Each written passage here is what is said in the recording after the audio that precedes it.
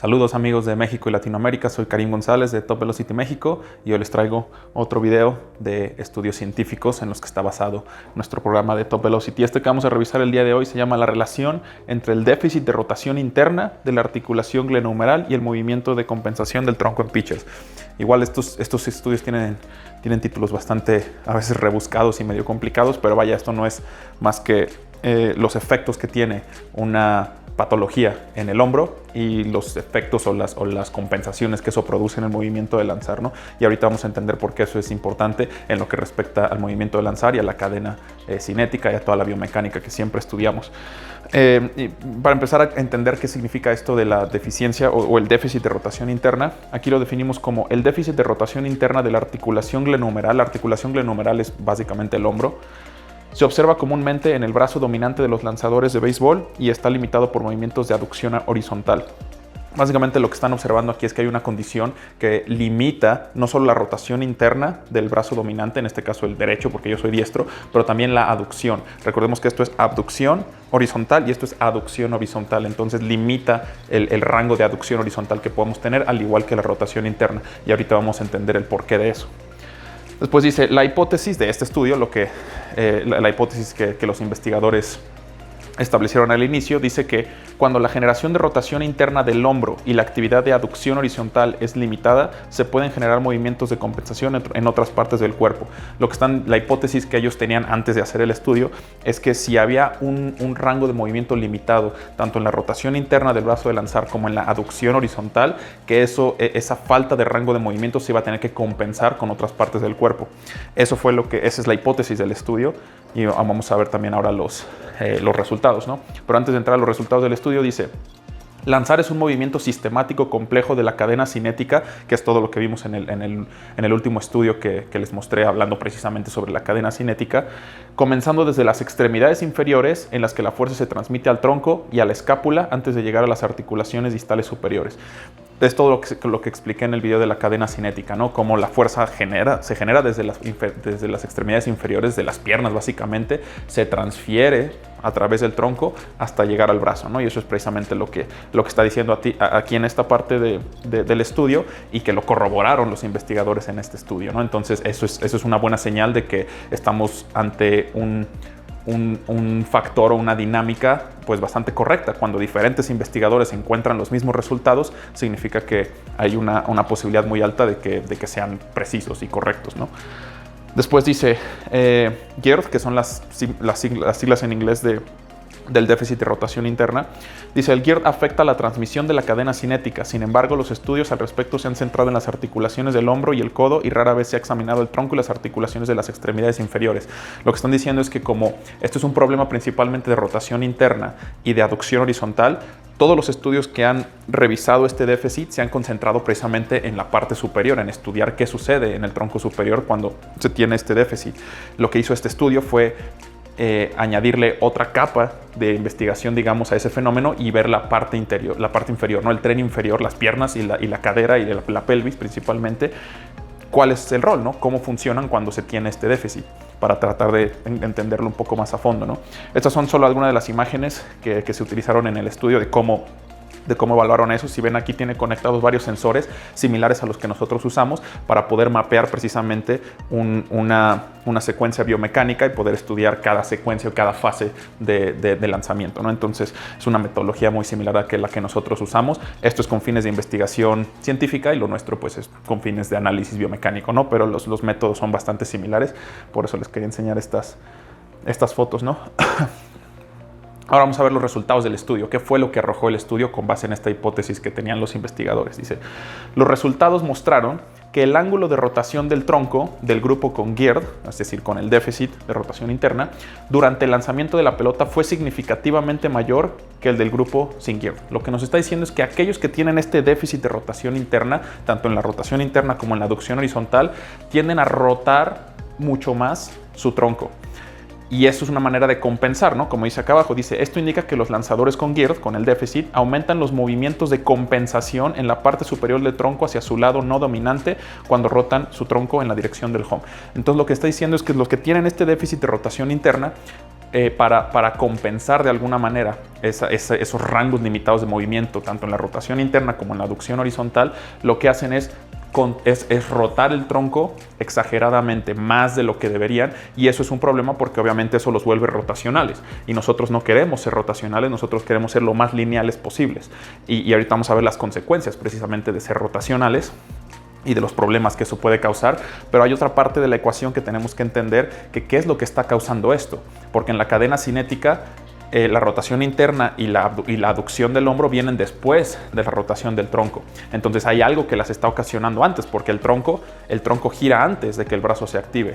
Entonces hay algo que está ocasionando y esa es la parte que vamos a entrar ahorita, ¿no? Pero entender que esa extra rotación del tronco es un mecanismo de reacción y de compensación del limitado rango de movimiento en el brazo, ¿no? En el hombro.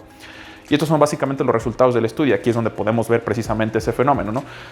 Espero que alcancen a ver, pero si no, aquí se los voy enseñando nada más. Estos son los rangos de movimiento que se midieron. Este es el grupo con el déficit de rotación interna y este es el grupo sin el déficit de rotación interna. Y básicamente lo que encontraron es que primero esta primera tabla muestra los grados de rotación, ¿no? Cuánto está rotando el tronco. En el grupo de los que tienen déficit de rotación interna, menos 90 grados a la hora de que el pie de adelante tiene contacto con el piso y 27 grados a la hora de soltar la pelota. Si los comparamos con los que no tienen el déficit de rotación interna, son menos 88 grados a la hora de que cae el pie y 20.42 grados a la hora de soltar la pelota. Entonces ellos están rotando menos el tronco, lo cual significa que están siendo menos rotacionales, están siendo un poco más lineales, que es lo que queremos, ¿no? Alinear y dirigir toda la energía hacia home. No queremos dispersarla hacia primera si son diestros o hacia tercera si son zurdos, ¿no? Entonces aquí vemos ya como si en los resultados hay una diferencia en cuánto están rotando sus troncos. Ahora sí vemos los resultados de la pelvis, ¿no? Que la pelvis y el tronco están conectados muy cercanamente, entonces es muy difícil desasociarlos. Entonces vamos a ver el mismo fenómeno, ¿no? Aquí vemos que la rotación de la pelvis son menos 63 a la hora de que cae el pie y 17 a la hora de soltar la pelota. Y los que no tienen el déficit de rotación interna es menos 60 a la hora de que cae el pie y 13 a la hora de soltar la pelota. Entonces lo mismo, su pelvis está rotando menos, están siendo más lineales. O ante la pelvis rotar más, pues se va a llevar al tronco porque están conectados, ¿no? Aquí está lo interesante, que es precisamente la cadera. ¿Qué pasa con el flexor de la cadera, con las articulaciones de la cadera? Que como ahí sí hay una articulación entre la cadera, entre el fémur que viene subiendo y donde se conecta con la pelvis, como ahí sí hay una articulación, ahí sí hay más capacidad de disasociarlos un poco más. Y entonces por eso no están tan conectados como la pelvis con el tronco. Entonces lo que logró hacer, lo que vemos en la cadera es el efecto totalmente contrario. Lo que vemos es que la rotación interna de la pierna de atrás gira, en los que tienen el déficit de rotación interna, giró 29.79 grados.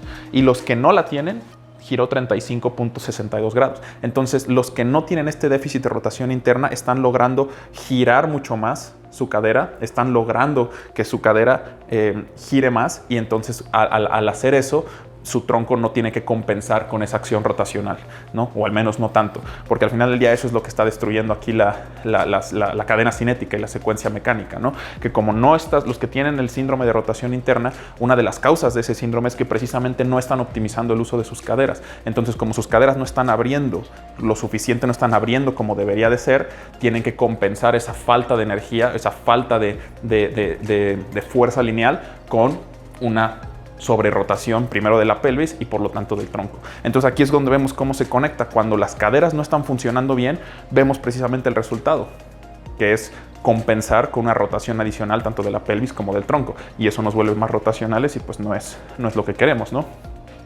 Dice, a pesar de que el grupo con Geert exhibió aumentos significativos en la rotación del tronco, su velocidad de lanzamiento no fue más rápida, lo que indica que se perdió fuerza en el proceso de transmisión. No pudieron lanzar con una rotación del tronco óptimamente coordinada. Y este es el punto clave, ¿no? Porque aunque los que tienen este déficit están girando más el tronco, que en la filosofía convencional del béisbol, o los que no entienden muchas veces bien la biomecánica, creen que ese giro es realmente lo que hace, lo que acelera el brazo, lo que acelera la pelota, y vemos que no, que realmente ser rotacionales provoca un déficit de velocidad.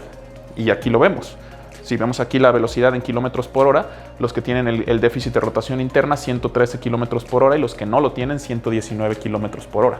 Entonces, ¿qué nos dice eso? Que mientras más lineales seamos, más más velocidad somos capaces, más energía somos capaces de transferirle a la mano para imprimirle más velocidad a la pelota. Somos más eficientes con nuestros movimientos. Por eso queremos ser lineales y no rotacionales.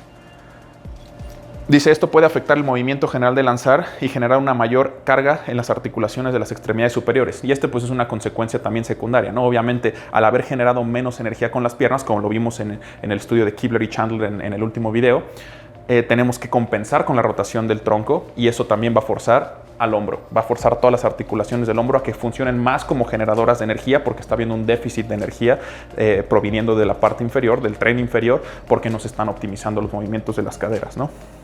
Dice, los lanzadores con Gird exhibieron una rotación superior del tronco significativamente mayor durante el lanzamiento en comparación con los lanzadores sin Gird. Eso es el resultado que ya les mostré. Y dice, además de los movimientos del tronco, se encontró que la rotación total de las articulaciones de la cadera de la pierna trasera en el grupo Gird fue significativamente menor que en el del otro grupo, lo mismo que ya vimos en las tablas, ¿no? Los que no tienen este déficit, los que más bien no presentan los síntomas de este déficit, son los que están utilizando bien sus caderas. Los que no están abriendo bien sus caderas son más propensos precisamente a este tipo de déficit, ¿no? Y por lo tanto, toda la afectación que trae a la cadena cinética. Entonces, por último, ¿cuál es la conclusión y la lección que se deben de llevar de esto, ¿no? Dice, arreglando las caderas se optimiza la cadena cinética, permitiendo una correcta secuenciación entre las caderas, la pelvis y el tronco, para así evitar movimientos compensatorios que aumenten la demanda de fuerza que debe generar las articulaciones del hombro.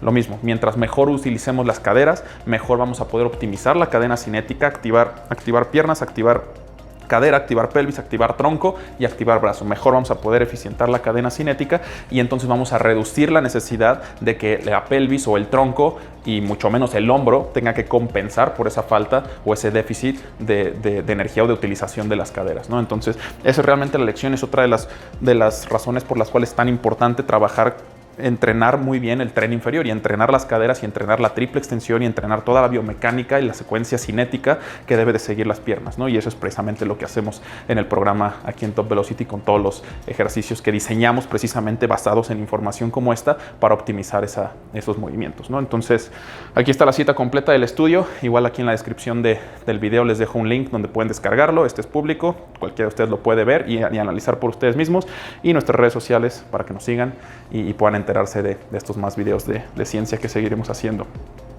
Muchas gracias por estar y hasta la próxima.